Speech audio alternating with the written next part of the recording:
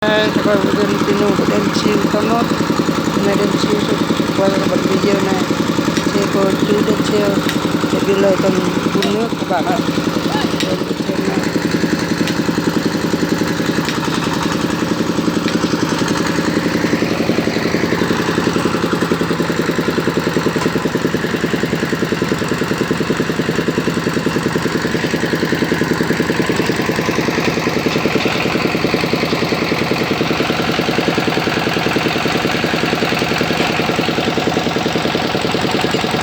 Đường đâu có đẹp, đường nó không đẹp mà.